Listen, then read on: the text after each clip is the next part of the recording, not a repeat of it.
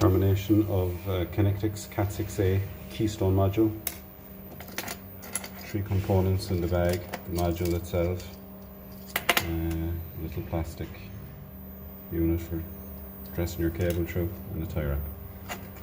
First thing I've noticed when you dress the cables through here, when you cut them with the cutters, you'd want to use a very good flat-edged sharp snips, something similar to this, to make sure that you're cutting the cable very flush to the edge of the plastic.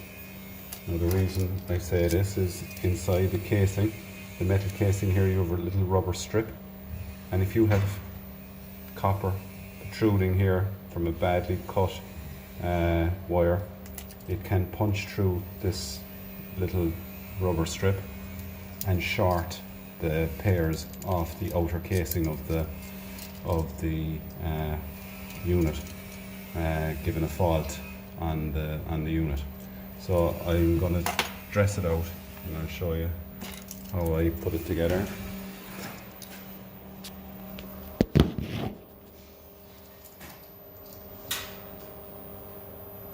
So cable stripped back. Get your white blue and your white orange. They go in one hole, one feed through hole. Your white green and your white brown through the lower feed through hole. Drain wire out of the way there.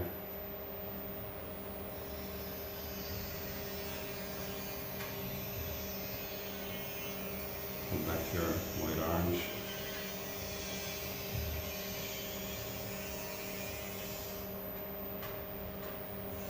Press down your white blue.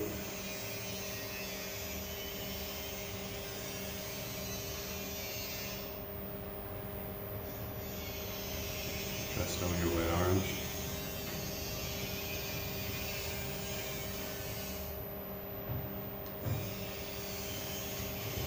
Press down your white green.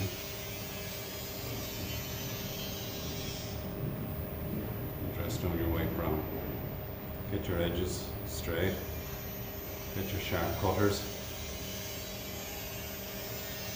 Snip. Snip.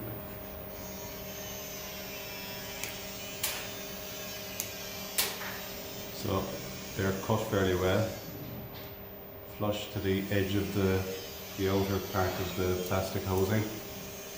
Push it into your thing. It'll only go one way. If you try to put it the other way, it won't clip on, so it'll only go that way.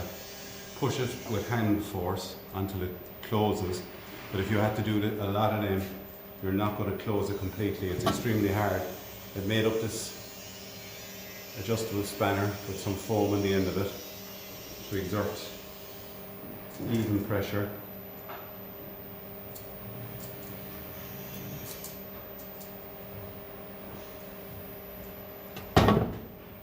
This allows you to push this completely closed without having to do it by hand, because I don't think it's very practical to have to do it by hand. Put in your drain wire. Your module snaps shut. Wrap your drain around the end. Hop on your tie wrap. Now the other end hasn't been terminated because it's going into a desk, and the desks aren't in place in this scenario, so it's loose at the other end. But I have a unit here, tester, that tests for shorts, miswire, reversal and split pair, and I have a screened cat6 cable. It's a screened cable, so if I put that screened cable in and do a quick test with one end in, if I had shorted the pairs against the casing, it would show as a short. Now it doesn't test the cable because the other end isn't tested, but it will show me if there was a short. So I just find that handy when I do a module, plug it in, press test. If I get no reading, I know at least I haven't a short. Now that's apart from a short on a pair that may be on the other end because it's a bare end, but it's rare enough, to be honest. So that just gives me an indication that this module at least isn't shorted. So that's it, and on to the next one.